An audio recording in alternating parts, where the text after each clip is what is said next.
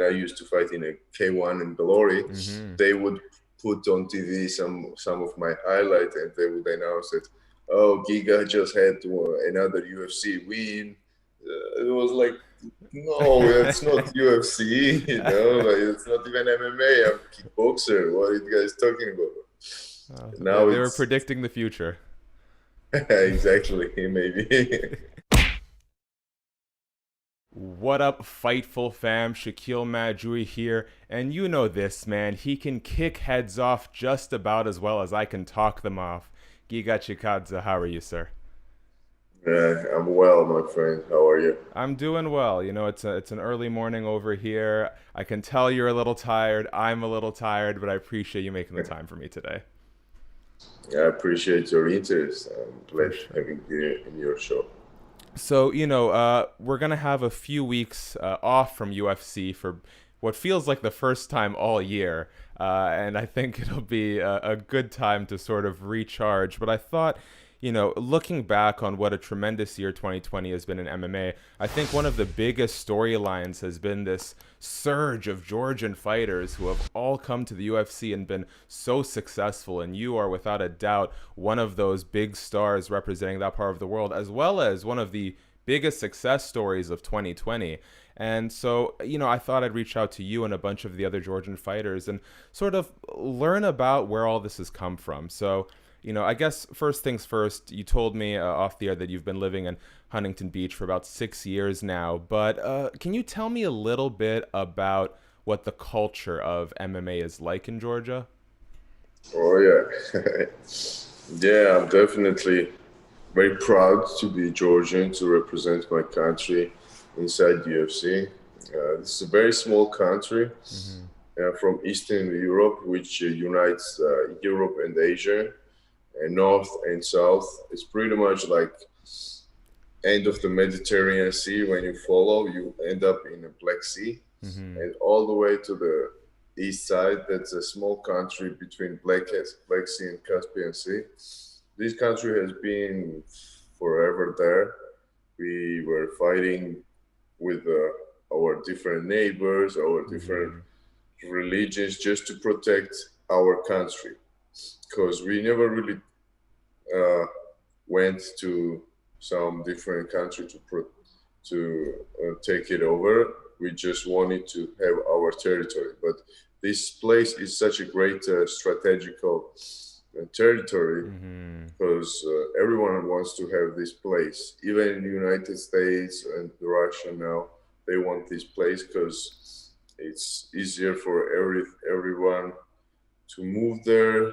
And back in the days when, let's say, the Mongolian wanted to come to take over some European countries, they needed to pass this territory, and we always try to not to let them do it. We Yeah. didn't really like somebody to go in our territory or have base there. And that was the main reason we've been fighting. So fighting is in our DNA because since the day one, we were fighters there, warriors, but warriors to protect our family, Mm-hmm. territory, and religion. This main three thing was the main thing why we were fighting. And now, so in my country, it's pretty much everyone was a fighter back in the days when I used to live there, especially when I was born in '88. In a couple of years, started the war to come out from Soviet Union Mm-hmm. because we spent almost 100 years inside the Soviet Union. Mm-hmm. And when Soviet Union started to break it over, we just wanted our territory back to be independent.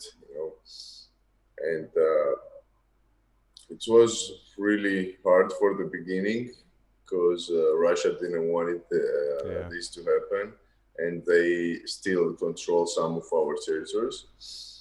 And when I was born, like everyone was a wrestler. Damn, my neighbors being crazy. Oh well, what are you gonna do? Yeah. Uh, So yeah, it was for the beginning. That time, everyone was a wrestler, and suddenly karate became super popular. Mm-hmm. Uh, and my dad just decided, even all my family, my cousins, my dad, my all my uncles and grandpas, they were all wrestlers. You know, so my dad was a judo fighter, and all the other different relatives, they were like free wrestler, Mm-hmm. Greco-Roman wrestlers, and I ended up in a karate school. And I just started when I was 4 or 5 years old there, and uh, everyone around me was Fighting. karate or Yeah. wrestler fighter. So, Pretty much, yeah. yeah, everyone was involved in a fight business somehow.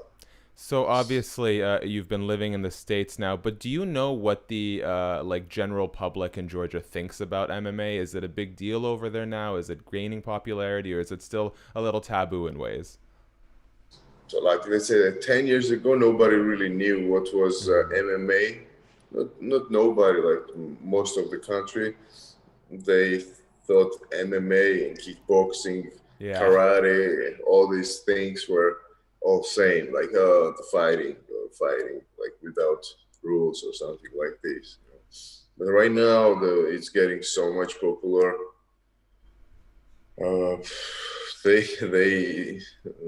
it's funny that they always send me some their opinion about the Of fight, course. how I'm gonna fight, and how I'm gonna win, and what's better for me. You know what I have to concentrate on, what more, which is good. Which I'm glad they doing this because it says to me that they are very involved in Yes. this sport right now. But back in the days, man, even sports journalists, they didn't knew nothing. Let's say that when I used to fight in a K1 in Glory, Mm-hmm. they would put on TV some of my highlight, and they would announce that, oh, Giga just had another UFC win. It was like, no, it's not UFC, like it's not even MMA. I'm a kickboxer. What are you guys talking about? Now They were it's predicting the future. exactly, maybe. Well, that's the funny thing about, you're right. I mean, the fact that people want to be involved is good, but that's the funny thing about fighting, isn't it? Like, someone who's never played basketball before isn't going to watch the NBA and tell someone what they should do, but everyone has this thing inside them where they think they know how to fight, and it's always interesting coming from people on the outside. Exactly. Uh, That's really funny. so training in the U.S., but seeing that this year has been done, it seems like every year there's a country that really has their coming out party in MMA. I think last year we can point to Australia, New Zealand, the likes of Israel Adesanya, Alex Volkanovski. I don't know if you'll have an answer to this question, but if you're to look at all the Georgian fighters who are succeeding in the UFC this year, what do they all have in common? Probably it's kind of not a competing against each other, but like we have a motivation to represent Mm-hmm. country, and we all wanted to get in UFC, do big things, be a first UFC Georgian fighter who represent more better. I would say like that. Now it's kind of challenge who's gonna get first title, first belt in the country. And looks like we are all good, man. We pretty much didn't lose this year. Nobody lost except one Georgian Russian representative who's a girl from our country. Mm-hmm. And besides this, we don't have a lose this year. It's been a Everyone good won. year. It's been a very good Yeah, year. man. I'm very happy with this. A couple of my friends got in UFC, like me and Kuram Kutateladze. We Mm-hmm. used to train like 12 years ago, 11 years ago, back in the days, and have a rounds, kickboxing rounds, and Muay Thai rounds. I'm super happy with that, man. I cheer every time they fight. They cheer for me. Even last week, I was hanging out with Roman Dolice, Yes. Vegas. We had some good rounds there too. train. Yeah, man. Who is the next great import from Georgia? Is there anyone not in the UFC right now that you predict will join the company in 2021? Definitely, there are multiple guys. Even we have a LFA Mm-hmm. champion who's ready to step in UFC. Is with Lazarishvili in bantamweight Yes. division. Got an That would, interview coming up actually, so that'll be good. oh, sweet. That would be a problem for everyone when he gets there. I'm super excited. So many more coming too. There is 23-year-old kid who's a very good fighter, Amiran from Georgia, Did you say and from many, Iran? many more. Amiran, his Oh, name, I'm Amiran. Iran. Gotcha. Yeah, Perfect. he's Georgian. Yeah. Love it. Okay, last thing for you, and we touched on this a little bit, but I'm living in Canada. It's a young country.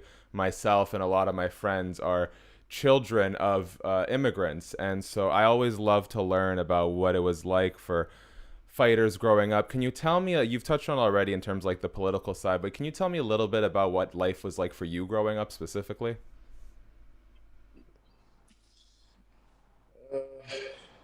Life in Georgia to grow up. Definitely, right now is completely different than Mm-hmm. used to be before because, as I said, we were tried to come out from Soviet Union. We made it when I was born, a few years. Then it was kind of rough time because politically we had to solve a lot of issues. Even we didn't have electricity. We didn't have some basic things, but it was very fun for me because kids were outside. We didn't have any computer Yeah. back in the days. Even when just a Sega came, Yeah, the Sega it was a Genesis. big thing, and only one guy would have in a neighborhood, and all the kids would be staying That's with cool. him and playing it. Hey, it's my turn, and we would just have maybe karate sparring. Who would win the round, then he could have a chance to play the game. That's Used to awesome. play soccer in the streets. Yeah, so it was a lot of fun. It was more like the friendly, big family style living there, because we're not a big country. And if something would happen outside in the street, everyone would know. Whole the city would know. Oh, this guy from that neighborhood, Yeah. that guy from his side. So definitely a lot of fun, which you don't see no more at Well, these days. especially not right now, unfortunately. But Yeah. hopefully, come 2021, this year will sort of remind people that it's good to get out there and be around one another. So that's my Yeah, I hope. feel bad for kids today. It's tough. Okay, let me leave you with this. I'd like you to make a prediction for your career in 2021, whatever that means to you.